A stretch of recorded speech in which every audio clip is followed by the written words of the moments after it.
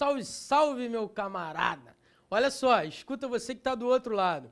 Agora, hoje, today, now, vou falar sobre concordância verbal e nominal, beleza? Pô, Pestana, concordância verbal e nominal é uma parada que cai todo ano, né, irmão? Parceiro, cai todo ano concordância verbal e nominal em todo tipo de prova, não tem essa nem aquela. Cai direto concordância verbal e nominal, beleza?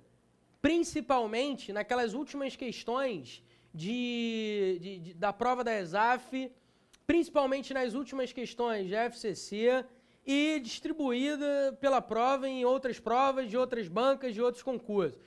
O que importa é você saber o seguinte: eu dou a minha aula como se fosse a última aula da minha vida.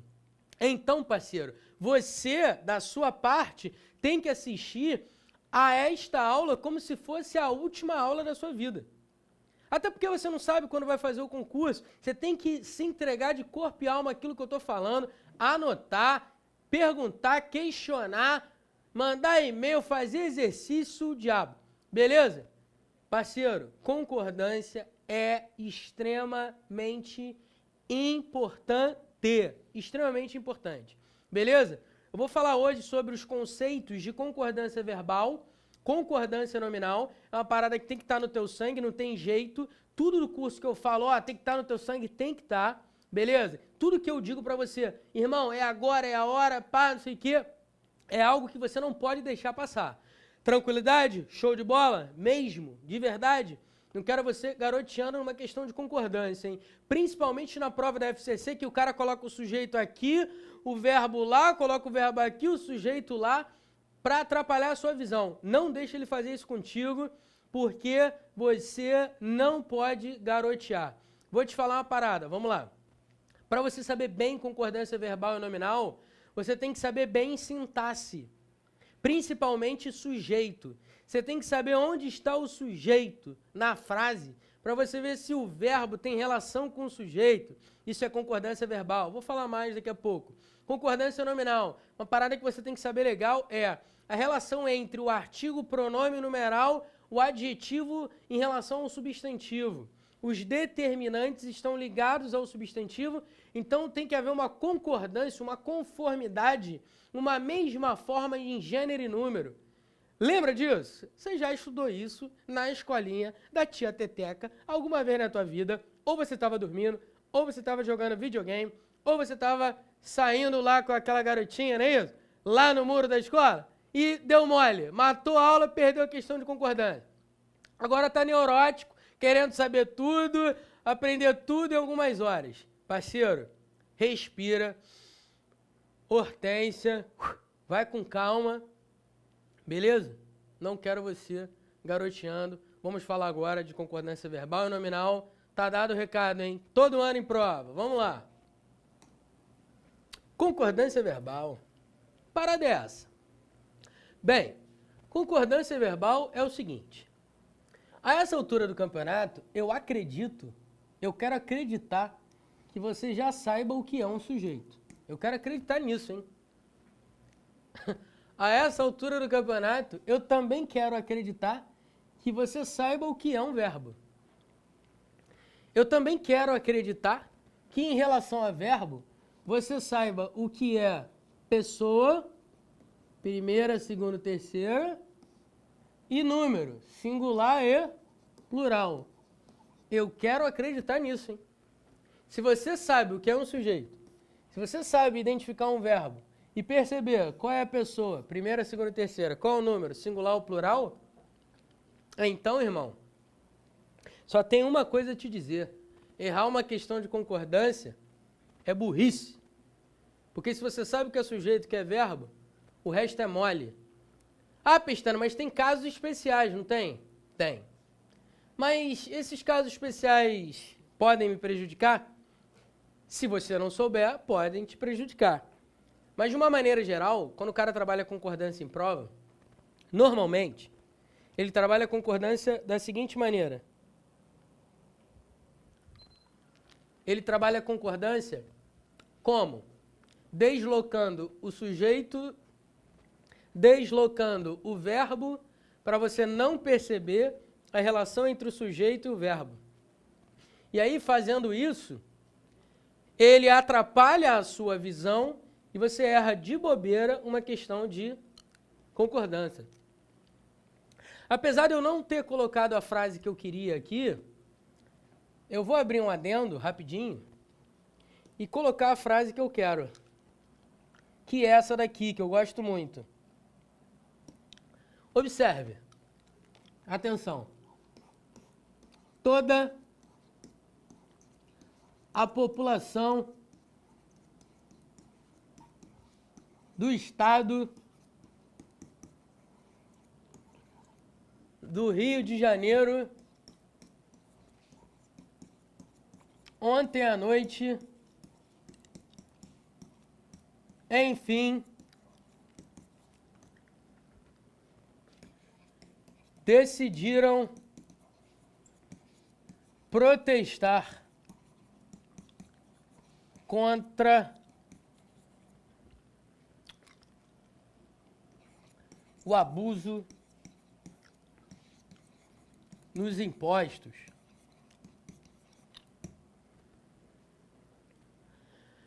Pestana, você quer que eu ache o sujeito? Eu quero não. Eu estou obrigando você a achar o sujeito. Porque se você não achar o sujeito, vai errar uma questão de concordância. Aqui está o sujeito. Toda a população do estado do Rio de Janeiro. Agora acha o verbo. O verbo, Pestana, está em forma de locução verbal. Decidiram protestar. Muito bem, garoto. Muito bem. Observe que o verbo auxiliar da locução verbal está no plural. Vou dizer mais, está na terceira pessoa do plural. É ou não é? Aí eu te pergunto, olha para mim. O que é concordância verbal? Definição. Concordância verbal é a relação entre o verbo e o seu sujeito, em que o verbo concorda, se apresenta da mesma maneira, da mesma forma que o sujeito, em número e pessoa. Concordância verbal. O verbo concorda em número e pessoa com o sujeito. Exemplo. Eu posso chegar para você e falar assim? Aí, eles devem me ajudar na questão. Eles devem falar, eu até posso, mas eu estou falando de acordo com a norma culta? Não. Posso escrever assim? Escrever eu até posso, mas eu estou escrevendo de acordo com a norma culta? Não. Na prova o cara não testa o seu conhecimento de norma culta? Sim. Então você pode escrever assim? Não. Olha para essa frase de novo. Toda a população do estado do Rio de Janeiro, ontem à noite, enfim, decidiram protestar contra o abuso nos impostos.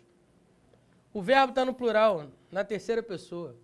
O problema, parceiro, é que o núcleo do sujeito, população, está na terceira pessoa do singular. Se está na terceira pessoa do singular, o verbo pode ficar no plural? Jamais. Eu posso escrever assim? Jamais. Toda a população do estado do Rio de Janeiro, ontem à noite, enfim, decidiu protestar. Por que o verbo tem que ficar no singular?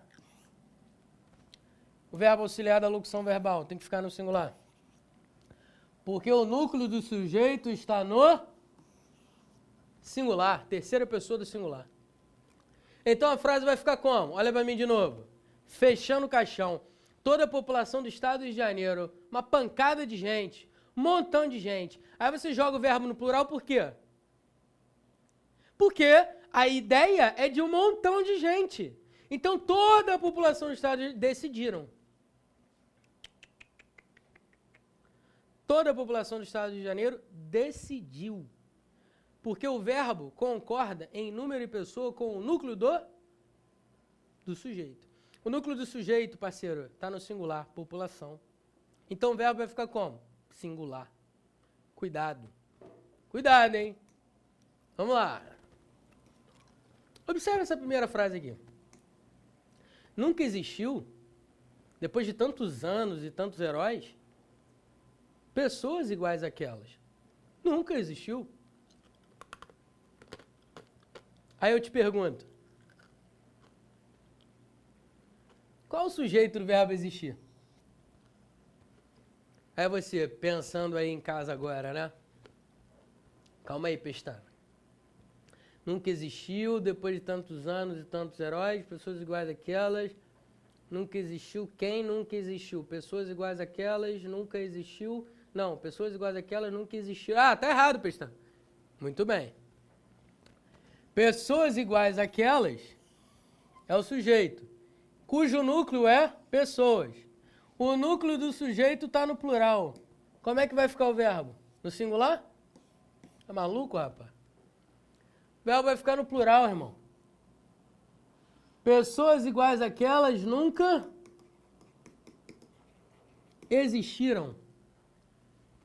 Caraca, Pestana, como é que eu não vi isso? Sabe por que você não viu? Porque o cara pegou o sujeito e jogou lá na frente.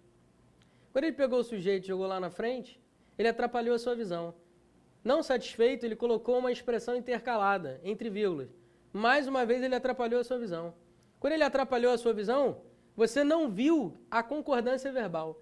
Se você não se deu conta da concordância do verbo com o núcleo do sujeito, você errou. Mas se você percebeu que o sujeito vem depois e que vem uma expressão intercalada e o verbo tem que ficar no plural, parceiro, palmas para você. Próxima frase. Aquele ilustre presidente dos Estados Unidos da América, por mais que outros tenham obtido sucesso, dificilmente serão superados. Ah, Pestana, esse aqui tá tranquilo, pô. Dificilmente serão superados, está falando desses outros presidentes. Outros está no plural, então o verbo tem que ficar no plural, pô. Serão, plural, plural. Olha para mim. Se você pensou assim, sinta um tapa gostoso na tua lata, esquentando o teu rosto. Parceiro, pelo amor de Deus, não erre uma questão dessa na prova. Vem comigo. Aquele ilustre presidente dos Estados Unidos, da América, dificilmente será superado. Quem será superado? Aquele ilustre presidente dos Estados Unidos da América. Tudo isso é o sujeito, não é? O núcleo do sujeito. Presidente. Tá no singular, não tá? Parceiro, se presidente está no singular, fala pra mim, não me deixa carente não, vai. Se o núcleo do sujeito está no singular, o verbo tem que ficar como? No singular, parceiro. Dá uma porrada aí na mesa. No singular. Isso, garoto. Show de bola. Então, parceiro, núcleo do sujeito singular, verbo como? Plural? Jamais serão. Vai ficar como? No singular. Onde é que eu vou botar isso? Vem aqui, ó. Caraca, por falta de espaço vai ter que ficar aqui mesmo, hein? Não pisca não, senão tu não vai entender nada. Depois tu revisa esse quadro lindo aí, tá? Muito bem. Olha aí, ó. Aquele ilustre presidente dos Estados Unidos da América dificilmente será superado, por mais que outros tenham obtido sucesso. Beleza? O sujeito aqui, parceiro, outros, está concordando com o verbo, e o verbo está concordando com o outros. Beleza? Cada verbo com seu sujeito. Cada verbo com seu sujeito. Vamos lá. Próxima frase. É impossível que devam haver, posto que ao longo do tempo hajam havido alguns pilotos tão bons quanto os do século XX. Pô, Pestana, até eu que sou analfabeto, eu já percebi que, pô, isso aqui, parceiro, hajam havido. Pô, tu tá de brincanagem comigo, né, parceiro? Hajam havido. Pô, isso tá errado, Pestana. Parceiro, calma. É impossível que devam haver, posto que ao longo do tempo hajam havido alguns. Concorda comigo que o verbo haver está no sentido de existir?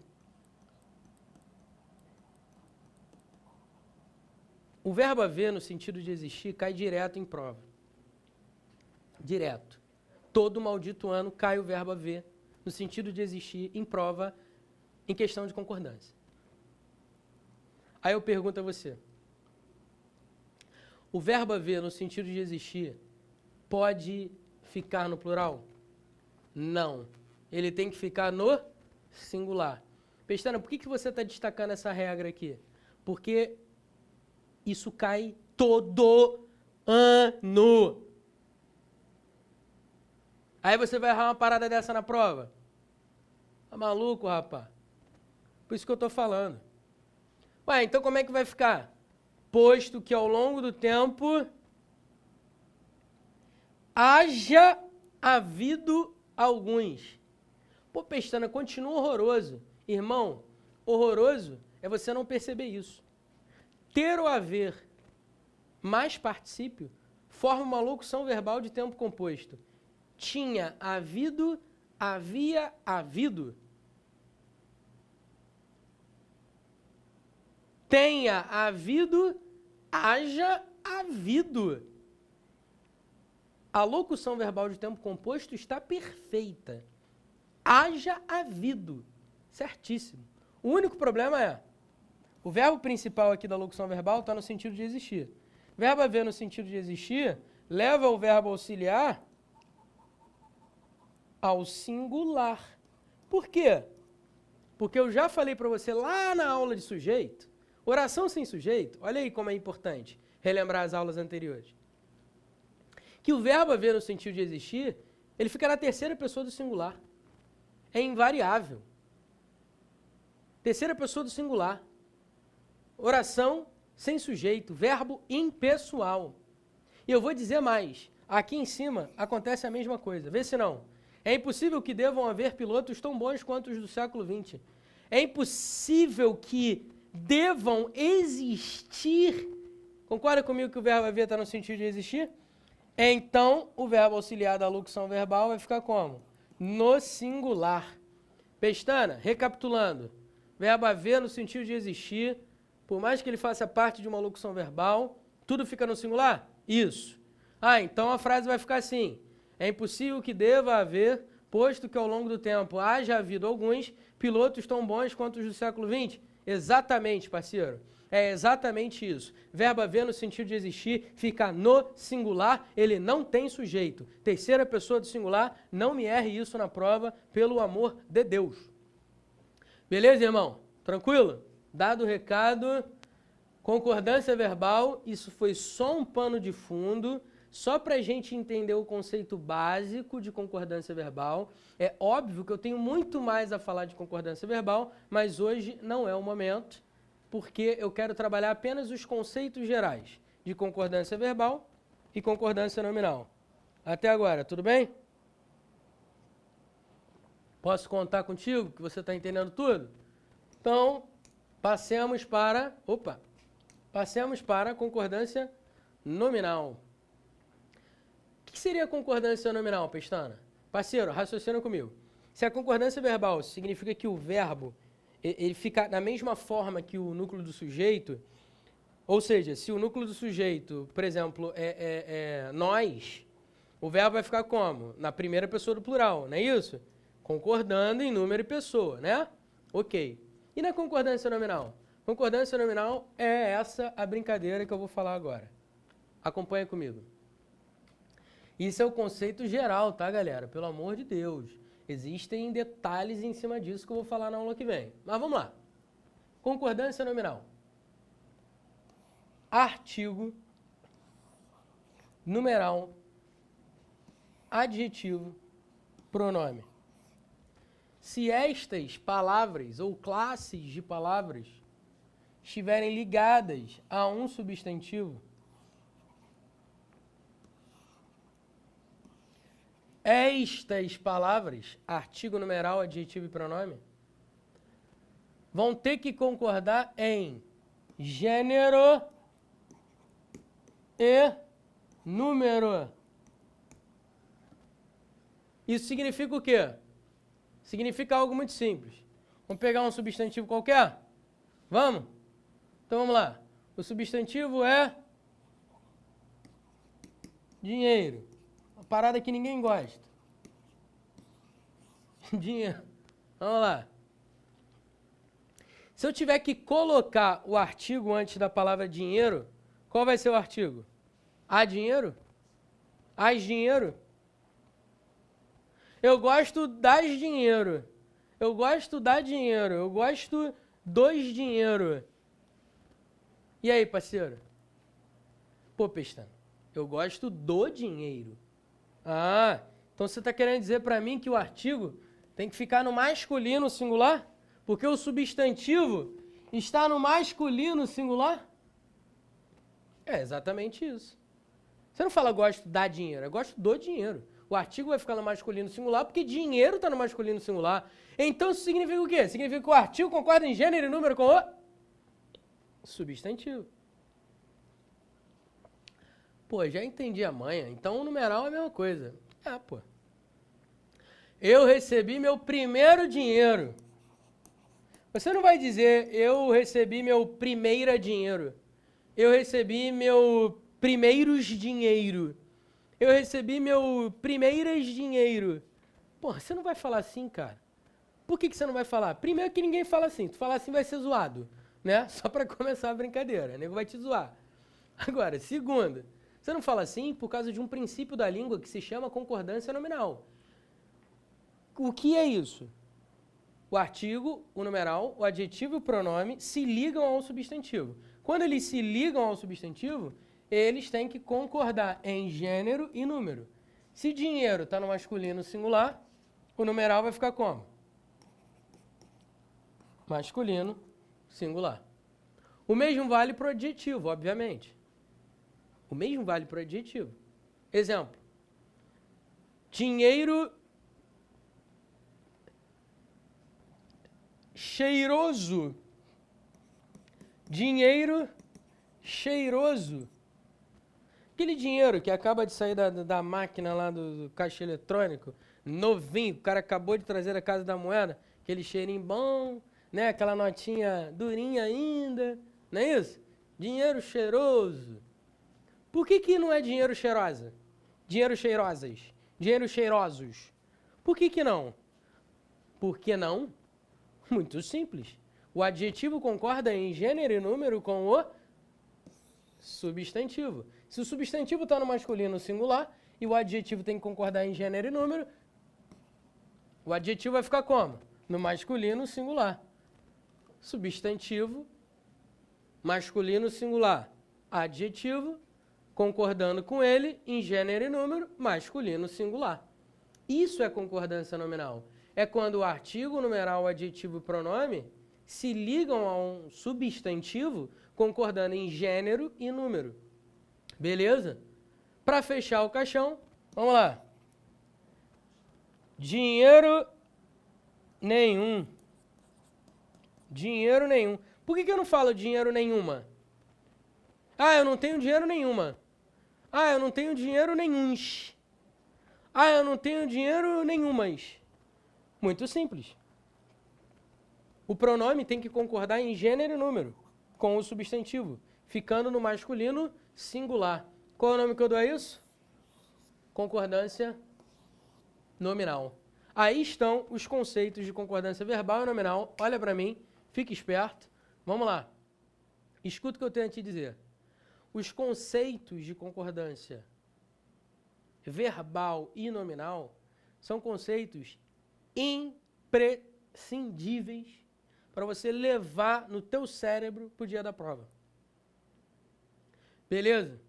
Concordância verbal e nominal, algo extremamente importante.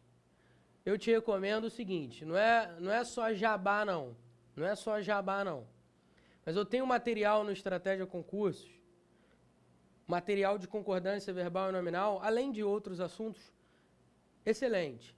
Eu trabalho uma teoria muito extensa, muito detalhada, principalmente os materiais recentes que eu fiz para a ESAF, com exercícios. Exercício tem bastante também na FCC, eu trabalhei bastante exercícios. Cara, por mais que você não queira comprar o meu material, só estou falando, né? Mas por mais que você não queira comprar o meu material, não tem importância. Bota no Google assim, concordância verbal exercícios, concordância nominal exercícios. O que você não pode deixar de fazer é a maior quantidade possível de exercícios. Beleza? Isso vale só para concordância, Pestana? Porra. Parceiro, tá maluco? Claro que não. Claro que não. Pontuação, concordância, regência, crase, colocação pronominal, tudo, verbo, tudo, tudo. É aquele papo. Vamos lá. Entrou pra academia. Tá lá malhando, que nem um tarado, durante 1 ano.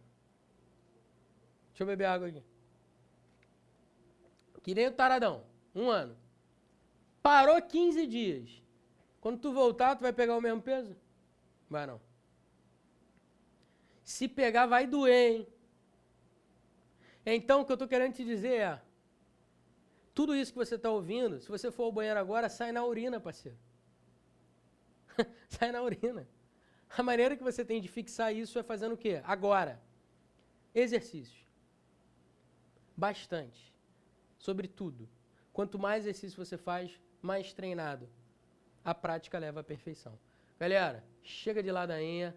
Aula que vem, ó, padrão em cima de concordância. Valeu, um abraço. Salve, salve.